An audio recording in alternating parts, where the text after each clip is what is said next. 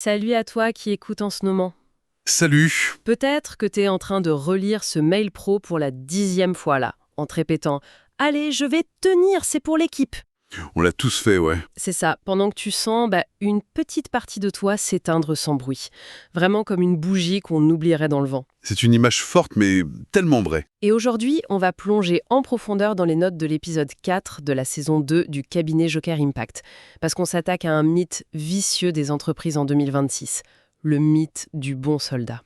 Ah, la fameuse loyauté contre la lucidité. Exactement.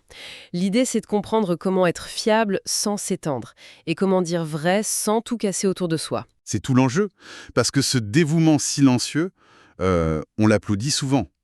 Mais de l'intérieur, c'est une bombe à retardement pour l'organisation. Complètement. Tu sais, dans leur dossier, ils utilisent cette métaphore que je trouve dingue, celle du pompier volontaire. Tu es ce pompier qui entre dans la maison en flammes, tu sais très bien que le toit va s'effondrer, mais tu continues à arroser de l'intérieur. Bah oui, parce que tu es le bon soldat. Voilà, tu ignores les craquements, tu t'étouffes avec la fumée, et pendant ce temps-là, ceux qui ont laissé le feu prendre, ils sont dans la rue, ils t'applaudissent de loin en disant «Quel bon élément!» Sans jamais reconnaître leur part de responsabilité dans l'incendie, hein, bien sûr.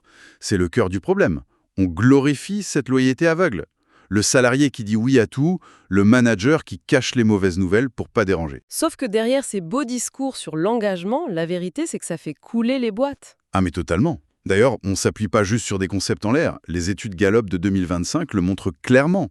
L'engagement stagne à des niveaux vraiment alarmants. Avec une explosion des burn-out, c'est ça? Ouais, une hausse massive des arrêts liés à cette loyauté toxique. En France, le coût de ce présentéisme silencieux, ça se chiffre en milliards d'euros par an. Mais attends, là il y a un truc qui m'échappe, décortiquons ça 2 secondes. Vas-y. Si ça coûte des milliards et que ça bousille la stratégie à long terme, pourquoi le système continue d'applaudir ce comportement? Pourquoi on récompense ça? En fait, c'est une question de confort immédiat.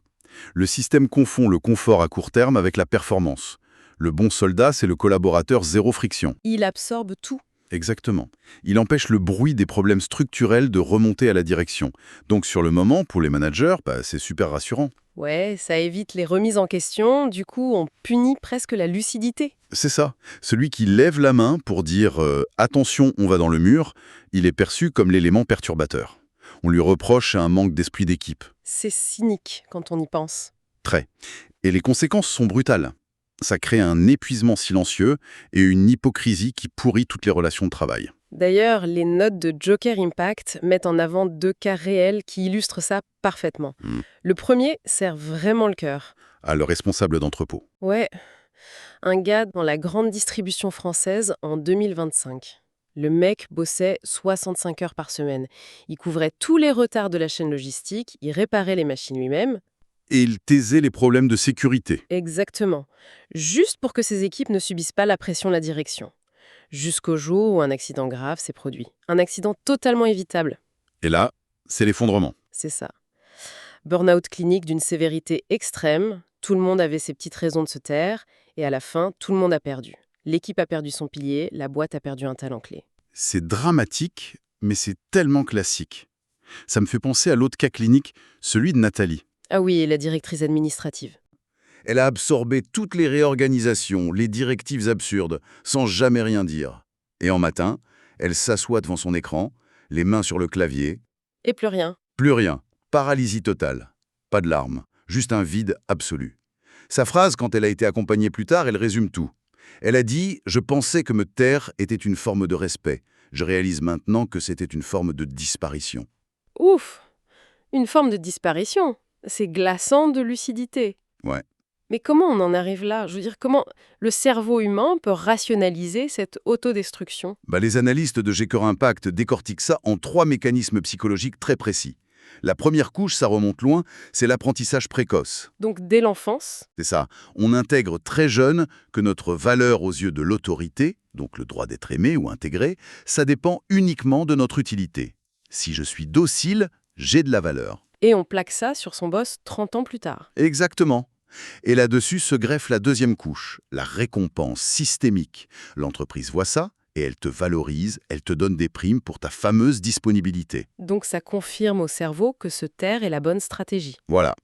Mais le plus dangereux, c'est la troisième couche, la fusion identitaire. À un moment, être fiable, ce n'est plus juste une compétence que tu as. Ça devient ce que tu es. Ah ouais? Donc si tu dis non à un dossier, t'as l'impression de ne plus exister. C'est perçu par le cerveau comme une menace existentielle.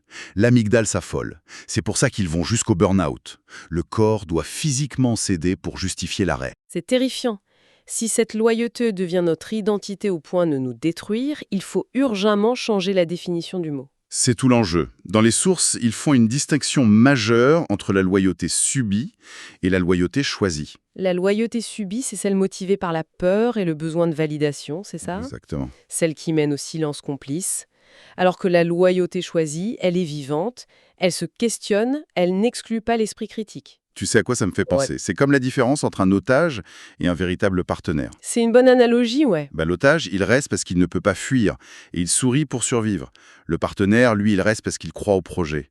Et donc il va oser dire si le bateau fonce droit dans un iceberg. C'est tout à fait ça. Le silence du bon soldat qui voit le mur arriver, ce n'est pas de la loyauté, c'est de la complicité passive. En refusant de nommer le risque, tu participes au naufrage. Mais du coup, une fois qu'on a compris ça qu'il faut parler, comment on fait pour dire vrai sans devenir le cynique de service, ou pire, se faire virer? C'est là qu'intervient le concept de lucidité appliquée avec intelligence. Ce n'est pas de la franchise brutale, c'est une méthode. Et ça nous ramène à la deuxième partie de l'histoire de notre responsable d'entrepôt. Oui. Après son burn-out, il a été accompagné par le cabinet. Voilà. L'approche a complètement changé. Fini la recherche de coupables. On cherche la vérité pour améliorer. Ils ont mis en place ce qu'ils appellent la balance loyauté-lucidité. Concrètement, comment il a utilisé ça pour parler à sa hiérarchie à son retour? Eh bien, au lieu de débarquer en accusant la direction, il a appris à désamorcer l'amygdale de son boss. Il a dit un truc du genre « Je reste totalement loyal à notre objectif et à l'équipe, et c'est justement pour ça que je ne peux plus cacher ces risques de sécurité. » Ah, c'est hyper malin. En fait, la lucidité est présentée comme une preuve de loyauté, pas comme une attaque. C'est exactement ça. C'est une question de timing, de contexte et d'intention. Dire vrai en tête-à-tête pour co-construire, ça a 1000 fois plus d'impact que de dénoncer un truc en pleine réunion juste pour avoir raison. Et les résultats ont suivi pour cet entrepôt.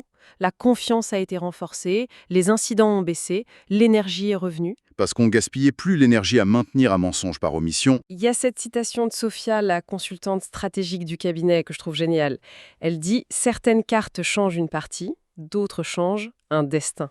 Ouais, jouer la carte de cette lucidité intelligente, c'est vraiment ce qui sauve l'humain et l'organisation. Bon, et alors, pour ceux qui nous écoutent aujourd'hui, on fait quoi de tout ça? Que tu sois dirigeant aveuglé par ta propre posture ou salarié qui ment par omission pour pas casser l'ambiance, les outils sont là en fait. Les outils existent, oui. La balance loyauté-lucidité, les conversations lucides, les rituels d'équipe. Des méthodologies concrètes pour arrêter de s'éteindre, parce que c'est ça le but, devenir enfin utile à soi-même et aux autres. D'ailleurs, il y a une dernière réflexion que tu voulais partager, je crois, sur le coût ultime de ce silence. Oui, il y a une ironie tragique qu'il faut souligner. Si la loyauté d'un collaborateur ne s'exprime que par son silence obstiné, le jour inévitable où ce bon soldat finit par craquer et partir, Ce qui arrive toujours, comme on l'a vu. ce qui arrive toujours, eh bien ce jour-là, il n'emporte pas seulement son talent avec lui, il emporte la boîte noire. C'est-à-dire la connaissance des failles de la boîte. Exactement. Il emporte la capacité de l'entreprise à comprendre ses propres problèmes. C'est ce qu'on appelle l'amnésie organisationnelle. L'entreprise oublie comment résoudre ses dysfonctionnements, tout simplement parce que plus personne n'ose les nommer. C'est une perspective dingue. En fait, en voulant protéger l'entreprise par le silence, le bon soldat détruit sa capacité à se soigner. C'est la pire des ironies. Eh bien, ça donne vraiment matière à réfléchir. Alors, ferme les yeux 2 secondes. Laisse monter ce petit sourire ironique face à ce mythe dans lequel on est tous tombés un jour. Et choisis ta carte dès cette semaine. Que ta loyauté devienne enfin lucide et vivante, pour de bon.